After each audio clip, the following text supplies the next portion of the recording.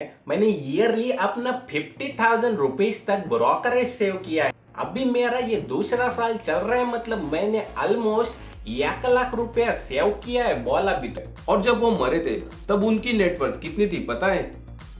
55 crore rupees, यानी कि almost $8 million.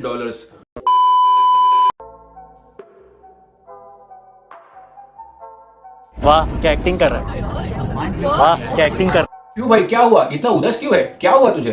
अरे क्या बताओ यार भाई, मेरा स्टॉक मार्केट में मैं ईयरली इतना प्रॉफिट कमा पाया और मेरा ब्रोकरेज तो 50,000 गया। इतना बड़ा ब्रोकरेज गया मेरा।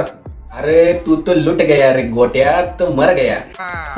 आपका आवाज किधर देखे लगता है मेरे को। तू मेरे जैसा स्मार्ट नहीं है। तुझे क्या करना चाहिए पता है क्या? मैंने M stock by Mirae assets में अपना अकाउंट ओपन किया है। उसमें मुझे 0% ब्रोकरेज लगता है लाइफ टाइम के लिए। तो तू भी उसमें ही अपना अकाउंट ओपन कर गोटिया, समझ रहा क्या? वाक्य बात तो सही है। और M stock by Mirae assets में मैंने ईयरली अपना 50,000 रुपीज तक ब्रोकरेज सेव किया है। क्या बोला तूने?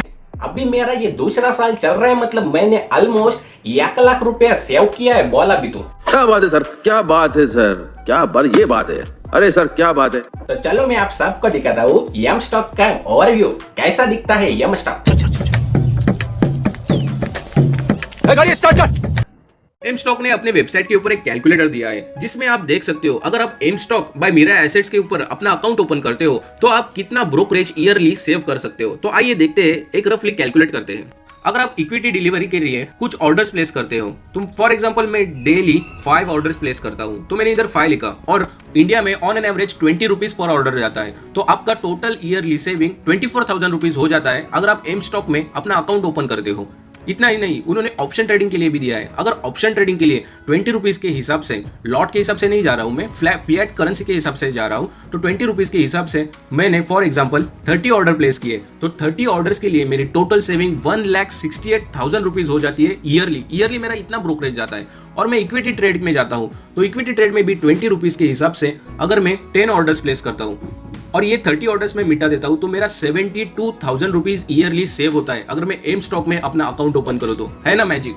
जैसे हम अभी एम स्टॉक के वेबसाइट के ऊपर आ गए तो हमें यहाँ पे एक यूजर इंटरफेस दिख रहा है और यहाँ पे मुझे सबसे अच्छी ये बात लगी कि आते ही मुझे ग्लोबल इंडाइसेस दिख रहे हैं और ये ग्लोबल इंडाइसेस सच में इतने अच्छे और एकदम अट्रैक्टिव वे के हिसाब से उन्होंने दे चुके हैं। उसके बाद अगर आप उसके लेफ्ट साइड में देखोगे तो आपको इंडिया के कुछ इंडाइसेस दिखेंगे। उसके नीचे आपको इसमें फॉरेन इन्वेस्टर्स और डोमेस्टिक इन्वेस्टर्स की कितनी होल्डिंग्स है वो भी दिखती है। अगर आप थोड़ा सा स्क्रॉल करके नीचे आते हो तो इसमें आपको अलग अलग स्टॉक्स के जो पॉपुलर स्टॉक्स है इंडिया में बेसिकली, उनको आप लिस्टिंग करते हुए मिलेंगे और इस लिस्टिंग में आपको देखेगा कि इन स्टॉक्स ने कितना लूज किया है और कौन से स्टॉक्स ने कितना गेन किया है वो भी दिखेगा। इतना ही नहीं, अगर आप उसके राइट साइड में जाते हो तो आपको उसके वॉल्यूम एंड बाय वैल्यू आप उस शॉर्ट कर सकते हो और इसी तरह आप M stock by Mirae assets को आप यूज कर सकते हो। अगर आप ऊपर वाला ये बार देखते हो तो उसमें आपको टोटल एसेट्स, आपके पास कितनी इक्विटी है, म्यूचुअल फंड कितने है और आपके वॉलेट में कितना कैश है ये भी दिखेगा। अगर आप टॉप राइट कॉर्नर पे देखते हो तो आपको निफ्टी और बैंक निफ्टी का वैल्यू जो भी ऊपर या नीचे जा रहा है वो भी दिखाई देगा। और अगर आप इस सर्च टूल के इधर आते हो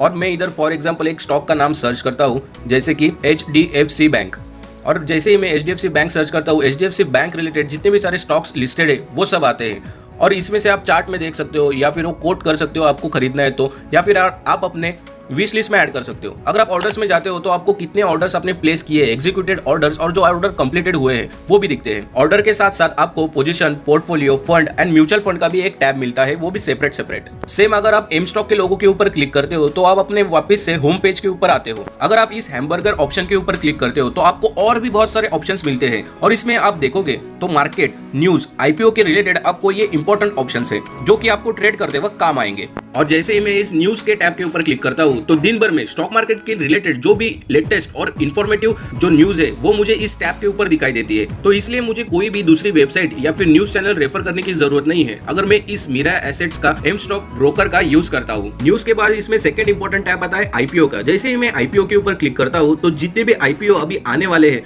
उनकी लिस्टिंग यहाँ पे दिखाई देती है। ये अभी लेटेस्ट IPO है और इतना ही नहीं, आप इसमें डायरेक्टली अप्लाई भी कर सकते हो। और इस आईपीओ के नाम के बाजू में जो डेट है उसमें आपको पता चलेगा कि आईपीओ कब चालू हुआ था और कब बंद होने वाला है। जो आईपीओ अभी हो चुके हैं उनकी भी लिस्टिंग आपको दिखाई देगी और इसमें आपको एलआईसी भी दिखाई देगा। ये देखो एलआईसी यहाँ पे लिखा हुआ है और उसका डेट भी लिखा हुआ है। और जो आने वाले आईपीओ है वो अपकमिंग सेक्शन में दिखाई देंगे। अभी तो हाल फिलहाल इंडिया में कोई आईपीओ आने नहीं वाला, इसलिए वो ब्लैंक दिखाई दे रहा है।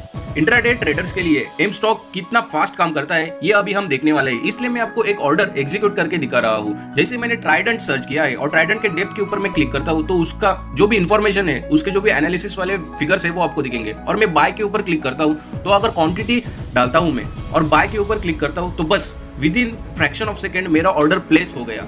और अभी जैसे ही मैं पोर्टफोलियो में जाता हूँ तो यहाँ पे मैंने पहले इंडियन ऑयल के कुछ शेयर खरीदे थे वो दिखाई दे रहे हैं, लेकिन यहाँ पे ट्राइडेंट का एक शेयर डिस्प्ले नहीं हो रहा है। शायद अभी नहीं डिस्प्ले होगा लेकिन कुछ समय बाद तो वो डिस्प्ले होगा। लेकिन ये मुझे लगता है ऑर्डर्स में मुझे मिलेगा, तो इसलिए हम ऑर्डर्स टैब में जाते हैं। जैसे आप ऑर्डर टैब में जाते हो तो जो आप एग्जीक्यूटेड किए हैं ऑर्डर वो आपको यहाँ पे दिखाई देगा।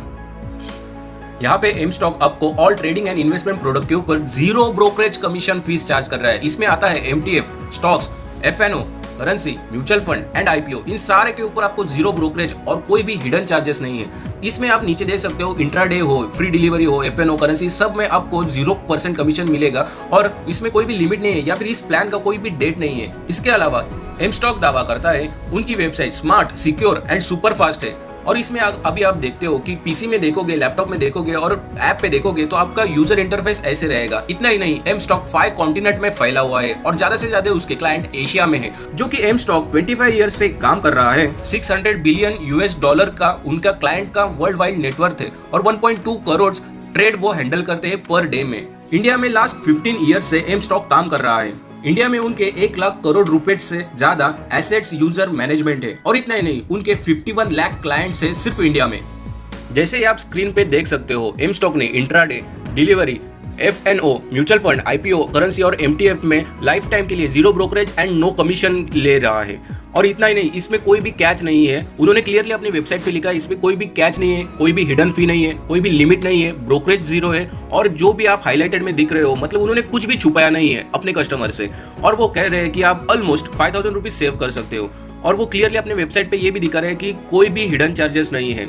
और उन्होंने एक टेबल या फिर एक चार्ट दिया है, उस चार्ट में भी लिख रहे हैं कि ब्रोकरेज उनका 0 है। हर पैकेज में देखो आप ब्रोकरेज 0 है, कॉल एंड ट्रेड ऑप्शन भी 0 है। लेकिन जो सेबी की तरफ से थोड़े बहुत चार्जेस लगते हैं या फिर जो जीएसटी लगता है, ट्रांजेक्शन फीस जो लगता है, वो तो एम स्टॉक अपनी जेब में से सेबी को देगा नहीं या फिर गवर्नमेंट को टैक्स नहीं भरेगा, वो तो आपको खुद को ही पे करना है। ये सारे ऑफर्स आपको टोटली 2 प्लान में मिलते हैं। एक उनका प्लान है जो 999 वाला है और सेकंड प्लान है 149 वाला है। 999 वाला जो प्लान है उसमें सारे उनके जो फीचर्स है उसमें आपको 0% ब्रोकरेज लगेगा और कमीशन भी नहीं लगेगा।